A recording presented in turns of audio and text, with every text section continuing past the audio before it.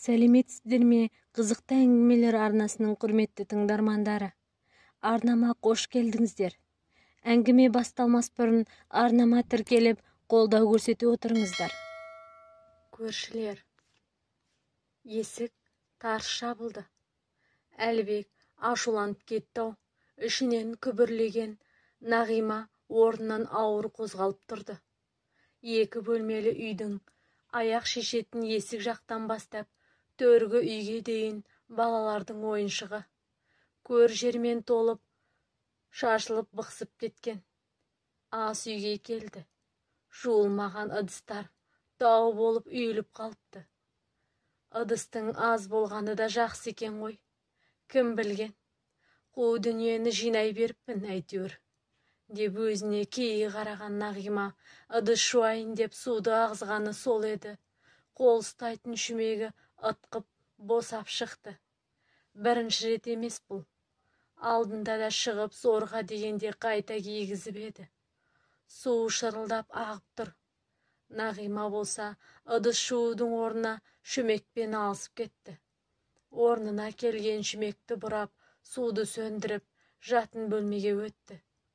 Екі баланың төсегі көптен бері қағылып жиналмай, ыбырсыған неше түрлі кәмпиттің қағазы, нанның қоқымы дегендей қоқырсыққа толып қалған. Бірі мектепке барады, екіншісі өзімен бірге.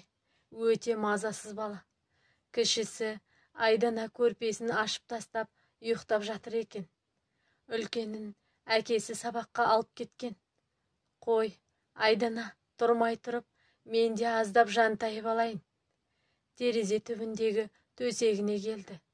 Аз ғана мызғып аламын деген. Қайдағы қатып ұйықтап қалыпты. Есіктің шырылынан оянып кетті.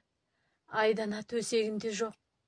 Жүрегі тарс төбесіне шыққан келіншек ас үйге басын сұғып еді. Айдана қаперсіз қоқыс салатын шелекті төңкеріп ойнап отыр. Есікте шырылдауын қояр емес. Әлібек көрсе тағы ашуланатын болды. Қызын тұрғызып жіберіп, қоқыс салатын шелекті орнына қойып, жанталаса шашылған заттарды жиып, шелекке сала бастады. Осы кезде ұялы телефонда безектей жөнелді. Шелекті жүре көтеріп, қолымен қалтасындағы телефонына үңілген. Жаным деп тұр екен. Бұл жазу Нағимаға жаңалғыш деп жазылғандай шошытты. Есікке жеткенше жолдағы ыбырсығандарды қолымен тере жүріп есікке жетті. Есікті ашқаны сол екен, түтігіп кеткен. Қолында баланың сөмкесі мен азық салынған пакеті бар. Әлібек кірді.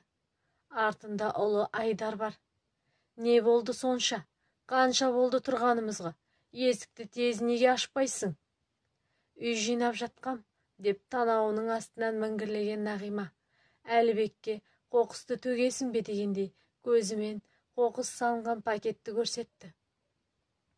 Үнсіз қалған Әлібек қолындағыларды келіншегіне беріп, пакетті алып қайта шығып кетті.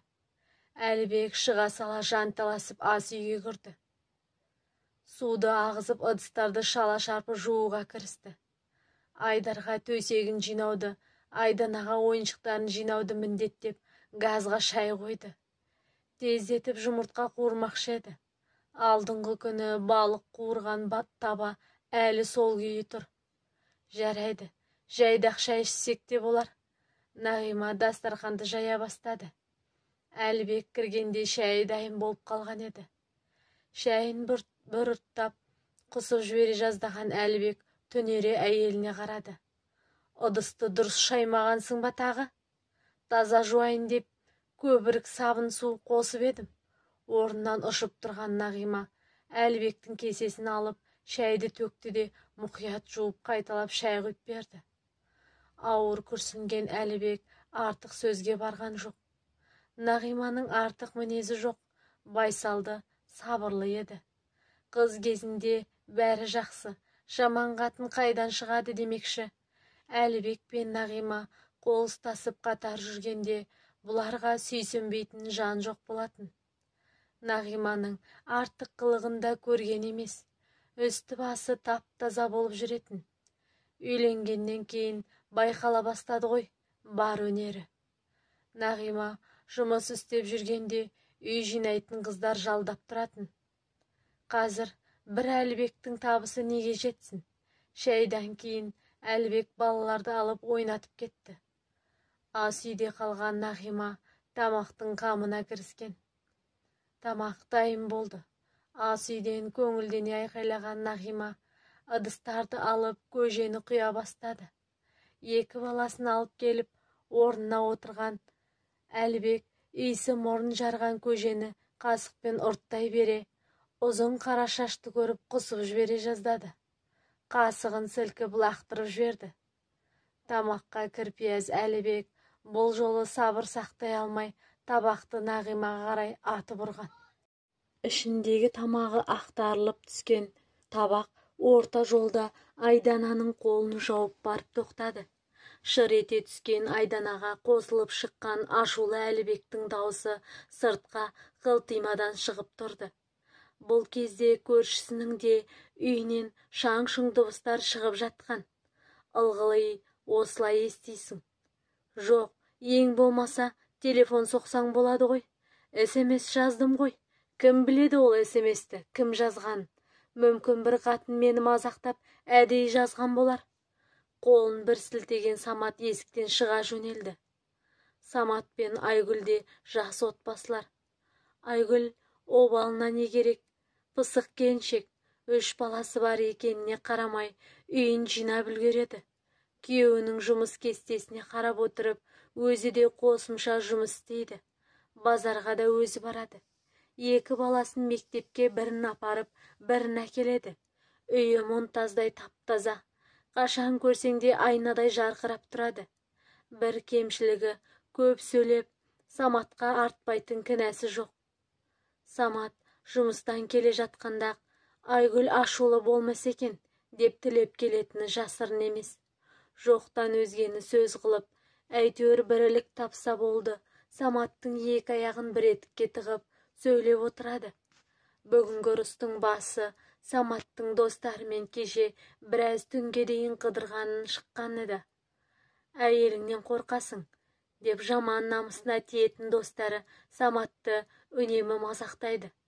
Самат білмеді емес, білді. Айгүлдің тым қызғаншақ, қытымыр мінезді екендігін. Бірақ білгенде тым кешеді. Айгүлдің аяғы ауырлап қалған. Көршісі Әлібектің үйін ата-енесі, яғни Нағиманың әке-шешесі алып берген. Әлібек үйдің иесі сияқты Нағима 2 сөйлетпейді. Бұл үйде керісінше үйді Саматтың ата-анасы алып берсе де, Самат Айгүлге кіріптар сияқты жүргені. Саматтың ата-анасы бұлардың көзінше ұрысып көргені есінде жоқ. Өз бөлмелеріне тығылып алып көбірлесе ұрысып отыратын. Кейін анасы көзі бұлаудай болып шығатын.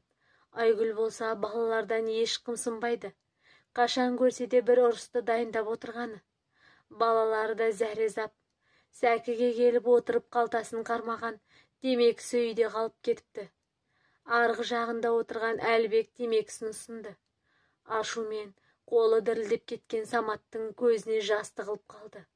Бала кезінде біреулер еш себепсіз ұрысса, осылай тығылып қалатын.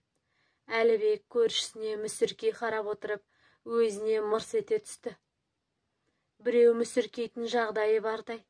2 көрші қас қарайғанша бір қорап темекіні тауысып үнсіз отырды. Темекі біткен соң асықпай орындарынан тұрды. Пәтерге жеткенде 2 көрші бір-біріне қарап, жаңа жыл құтты болсын, бізге келсеңдерші, жоқ бізге келіңдер десті. Жаңа жылда келіп жеткен еді. Үйге кірген Самат кінәлі адамдай қипақтап, аяғын шешпей біраз әуреленді. Бұл кезде ас үйде Айгүл балаларының сабағын тексеріп жатқан. Айгүлдің қадағалауымен балалары үздік-ақ. Тақпақ айтып жатқанын кәрға сүйсіне қараған Самат қызының басынан сипады. Тамақ шесің бе? Жоқ, Айгүлдің даусы жарқын шықты шығады. Тамақ үстінде жаңа жылда көршілерін шақырсақ, бірге қарсы алсақ деген ойын айтқан еді. Айгүл қарсы болмады. Жаңа жылда екі отбасы бірге қарсы алды. Екі үйдің балаларына бірдей ойыншықтар әкелген Әлібек, Аяз ата болса бәріне тақпақ айтқызған Айгүл Ақшақар рөліне енді. Шуылдап түнгі 12-ні болдырып, барлығы бірге салют атты. Кештері өте көңілді өтті.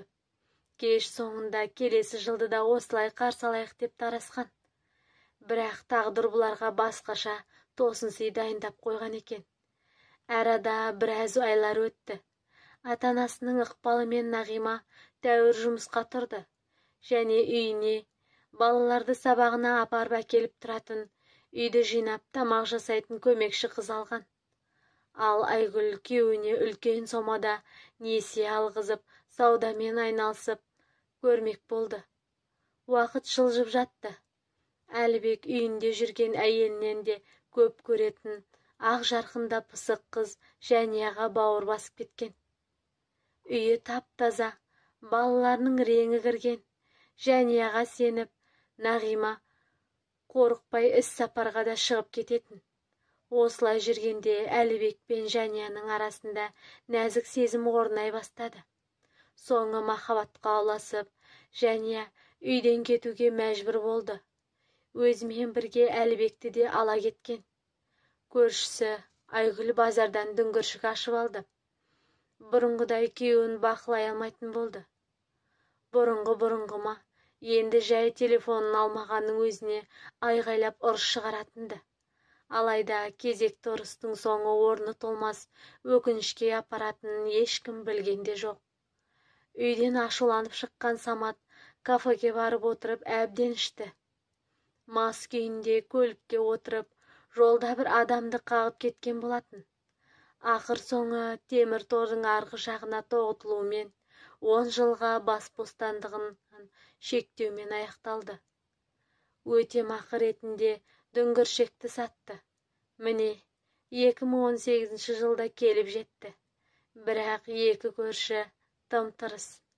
Бір жыл бұрынғы бақытты кездер тек арман болып қалған еді. Әңгіменің соңы.